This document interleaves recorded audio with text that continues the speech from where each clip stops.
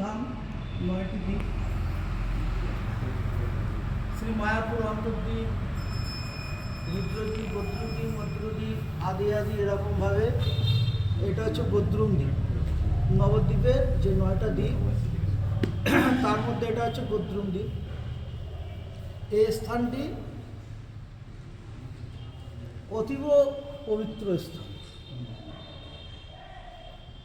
আর এখানে যিনি ভজন করেছিলেন, যার ভজন স্থান শ্রীলা সচ্চিদানন্দ ভক্তিবিনোদ ঠাকুর। এই যে পরম্পরা আপনারা তো জানেন, গৌড়ীয় ধারায় যেহেতু আছেন, সচ্চিদানন্দ শ্রীলা ভক্তিবিনোদ ঠাকুর, এনাকে সপ্তম গোস্বামী বলা হয়। ষষ্ঠ গোস্বামী জয়রূপ সনাতন, ভট্ট রঘুনাথ, শ্রীজি গোপাল ভট্ট, দাস রঘুনাথ, আর ইনি হচ্ছেন সপ্তম গোস্বামী সচ্চিদানন্দ ভক্তিবিনোদ ঠাকুর। তিনি ইহ জায়গায় বসবাস করে ভজন আদি করেছিলেন। ভজন পুঁথি আছে ওপরে, তিনি বসবাস করেছিলেন। এসব জায়গা তার ভজন সমস্ত স্থান।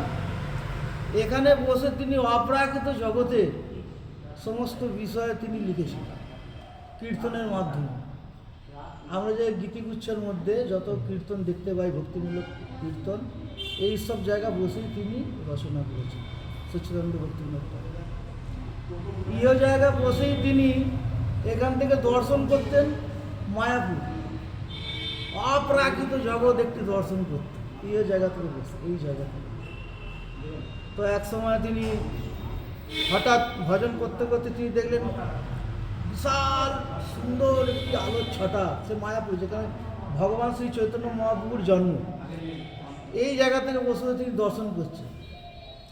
তা তিনি ভোরবেলা যখন গেলেন সেই জায়গাটা গিয়ে, এখান থেকে যেটা লক্ষ্য করেছিলেন সেই স্থানে গিয়ে তিনি বললেন, এই জায়গাটা আমি কালকে রাত্রের সময়, সন্ধ্যার সময় দর্শন করেছিলাম, যে অপ্রাকৃত একটি জগৎ।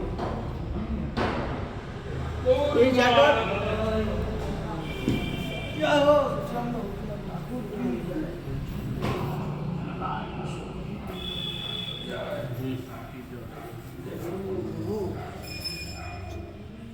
আমি যে অপ্রাকৃত জগৎটি দর্শন করেছিলাম, এটা তো সাধারণ নয়। তখন তিনি ওই জায়গার বিষয়ে খোঁজ খবর নিতে থাকেন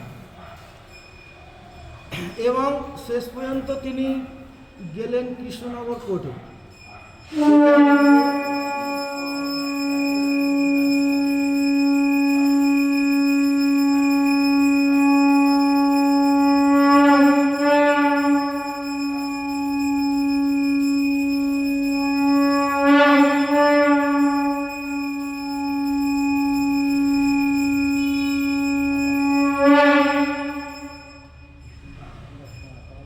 সেখানে তিনি গেলেন, গিয়ে সমস্ত কাগজ ছানবিন করতে করতে তিনি জানতে পারলেন যে চৈতন্য মহাপ্রভুর যিনি পিতা ছিলেন, সে পিতার নাম জগন্নাথ মিশ্র।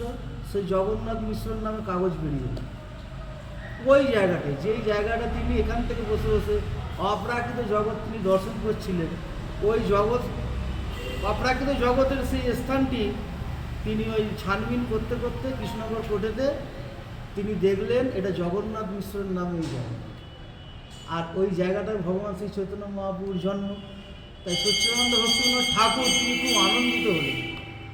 হ্যাঁ, এতদিন যাবৎ আমি যে চৈতন্য মহাপ্রভুর জন্মস্থান আমি খুঁজছিলাম, হ্যাঁ, আজকে ভগবানের কৃপায়, চৈতন্য মহাপ্রভুর কৃপায় আমি তিনি দর্শনও করলাম, এবার কাগজও মিলে গেল। তখন এই জগন্নাথ দাস বাবাজি মহারাজকে তিনি নিয়ে গেলেন। তিনি ভজন পুরী ছিল আমাদের পরমাতলার আর একটু ওইদিকে গিলে দেখতে পাবেন। তার কাছে জগন্নাথ বাবাজিকে নিয়ে গেলেন, বলেন চলেন আপনাকে একটা জায়গা স্থান দর্শন করেন। তখন এনার বয়স 136 বছর। হ্যাঁ, আর এনার একজন শিষ্য ছিল, একজন বিহারি শিষ্য ছিল। জগন্নাথ বাবাজি মহারাজ যেখানে যেতেন ও চুপড়ি করে মাথায় করে নিয়ে যেতেন, সে বিহারি শিষ্য। তা ওনাকে যখন নিয়ে গেলেন জগন্নাথ দাস বাবাজি মহারাজকে, তিনি মহাপ্রভুর ওই ধাম দর্শন করা মাত্রই কোনো কথা কাকু কিছু বলতে হয়নি, ঝুড়ির ওপর থেকে লাফ মেরে পড়ে আর নৃত্য করছেন। যিনি হাঁটতে ঠিকভাবে পারেন না, মানে অপ্রাকৃত জগতের তিনি যে প্রভাব, ওখানে গিয়ে তিনি জানতে পারলেন। আর কাকু বলতে হলো না, সচ্চিদানন্দ ভক্তিবিনোদ ঠাকুরকেও বলতে হলো না, তিনি লাভ মেরে বলছেন এইটাই তো আমার ভগবানের জন্মস্থান, এইটাই তো আমার ভগবানের জন্মস্থান। ওই মায়াপুর, যেটা আমরা দর্শন করেছেন হয়তো, যেটাকে যোগপীঠ বলা হয়। তো ভক্তিবিনোদ ঠাকুর এখানে বহু কিছু অপরাকৃত লীলা তিনি দর্শন করতেন সর্বত্র। এই যে নটা দ্বীপ এক ভগবানের লীলাক্ষেত্র, জন্মক্ষেত্র তো অবশ্য, এবং লীলাক্ষেত্র সর্বত্র ভগবান। এখানে রাধারানী গৌর গদাধর এখানে বসে একটি তিনি কীর্তন তিনি লিখেছিলেন, বহু কীর্তন, কীর্তন লিখেছিলেন। হা হা মোর গৌর কিশোর, এই কীর্তনটা আপনারা পড়বেন, খুব সুন্দর।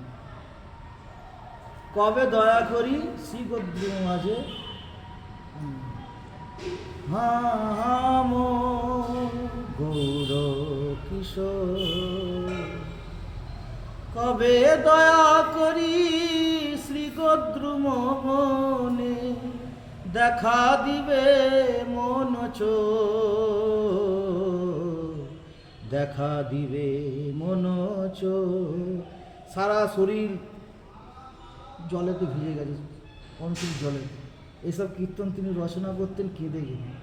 আর কবে দয়া করি শ্রীগদ্রুম বনে, দেখা দিবে মনুষ্য। আর এখানে সর্বদাই ভগবান শ্রী চৈতন্য মহাপ্রভুর তিনি দর্শন করতেন, সচ্চিদানন্দ ভক্তি। অপূর্ব তাহার লীলা। আর তিনি এই জগতের তিনি ছিলেন না, অপ্রাকৃত জগতের তিনি কবি। তাহার কবিত্বের মধ্যে কোনো জড়তা নেই, সব অপ্রাকৃত জগতের সমস্ত বিষয় আমাদের জানিয়েছে। তাহার এক একটি কীর্তনের মধ্যে মানব জীবনের জন্ম থেকে মৃত্যু পর্যন্ত সমস্ত ফ্যাক্ট আছে। জন্ম থেকে মৃত্যু পর্যন্ত মানব জীবনের যত ফ্যাক্ট এক একটি কীর্তনের মধ্যে তিনি রচনা করেন। আশ্চর্য। আপনারা পড়বেন, জানবেন গ্রন্থ আদি। আর এই জায়গার কত বর্ণন করা যাবে, বহু মহিমা। তা আমরা একটা কাজে এখন আসি, নাহলে আর একটু কথা প্রসঙ্গ হতো। ঠিক আছে।